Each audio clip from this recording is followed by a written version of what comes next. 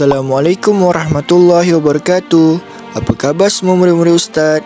Ustaz harap kamu semua berada dalam keadaan sihat. InsyaAllah, tajuk kita pada hari ini ialah peranan masjid yang dilakukan oleh Rasulullah SAW di Madinah dan transformasi masjid yang perlu diwujudkan bagi membentuk sebuah masyarakat Islam yang mapan dan hebat. Rasulullah SAW menjadikan masjid sebagai pusat pembangunan manusia dari segi aspek yang pertama, akidah, yang kedua, ibadat, yang ketiga, akhlak, yang keempat, syariah, seterusnya muamalat dan berikutnya aktiviti umat, akhir sekali pentadbiran negara.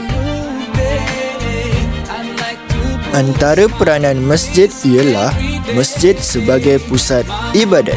Masjid ialah tempat umat Islam mengerjakan ibadat fardu dan sunat seperti yang pertama, solat 5 waktu, yang kedua, membaca Al-Quran, yang ketiga, beriktikaf dan yang keempat, berzikir.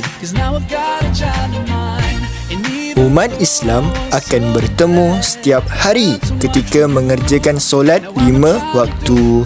Pada setiap minggu, umat Islam akan berjumpa untuk menunaikan solat Jumaat. Demikian juga, umat Islam akan berkumpul setahun sekali bagi menunaikan solat Aidilfitri dan Aidiladha.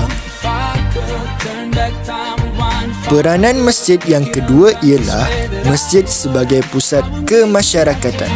Pada zaman Rasulullah SAW, umat Islam berkumpul di masjid membincangkan pelbagai aktiviti masyarakat seperti yang pertama, menyelesaikan masalah rumah tangga, yang kedua, memupuk perpaduan umat, tambahan pula merancang menyediakan pelbagai infrastruktur negara.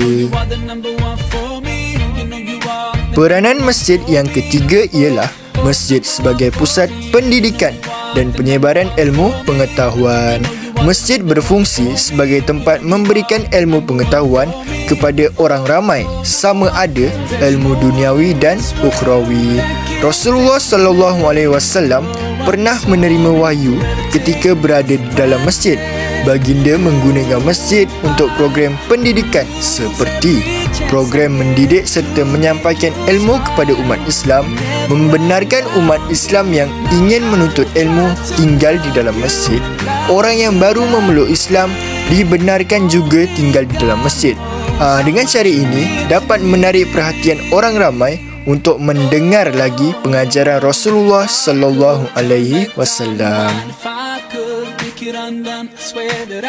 Peranan masjid yang keempat ialah masjid sebagai pusat ekonomi. Rasulullah SAW menjadikan masjid sebagai tempat pengurusan ekonomi seperti yang pertama, pengurusan dan pentadbiran zakat, yang kedua, pengurusan dan pentadbiran harta wakaf, yang ketiga, pengurusan dan pentadbiran jizyah yakni cukai, yang keempat, pengurusan dan pentadbiran ghanimah iaitu harta rampasan perang. Semua pendapatan ini digunakan untuk memajukan negara Islam di dalam bidang berikut iaitu pendidikan, perjuangan yakni jihad, kebajikan dan kemasyarakatan. Peranan masjid yang kelima ialah masjid sebagai pusat politik. Rasulullah SAW dan para sahabat menjadikan masjid sebagai tempat bermesyuarat mengenai perkara-perkara yang berkaitan dengan masyarakat dan negara seperti yang pertama, merancang strategi peperangan, yang kedua, menerima kunjungan diplomatik daripada negara Islam atau bukan Islam, dan yang terakhir, tempat pameran bersenjata. Peranan masjid yang keenam pula ialah masjid sebagai pusat seni.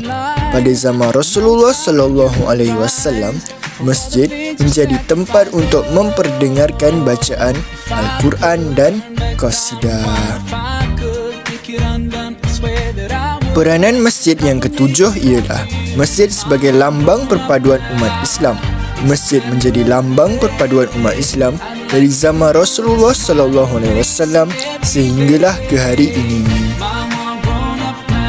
Pandangan kritis terhadap transformasi masjid yang perlu diwujudkan bagi membentuk sebuah masyarakat Islam yang mapan dan hebat ialah: yang pertama, mengadakan program yang menjurus pada penyatuan ummah agar lebih kukuh. Yang kedua, masjid dijadikan sebagai pusat untuk amil mengutip zakat, sama ada zakat fitrah maupun zakat harta. Pandangan kritis yang seterusnya ialah masjid dijadikan sebagai tempat aktiviti Islam untuk memajukan ummah dari segi ekonomi dan kemakmuran institusi itu sendiri. Selain itu, masjid juga perlu dibina dengan binaan prasarana seperti pejabat-pejabat berasaskan Islam. Jadi, kesimpulannya, masjid adalah sebuah institusi utama untuk seluruh umat Islam. Masjid juga merupakan lambang keutuhan dan perpaduan umat Islam. Oleh itu, transformasi masjid amat penting untuk meneruskan legasi sesebuah masjid dari segi semua aspek. Alhamdulillah, setakat itu saja topik kali ini. Sekian, terima kasih.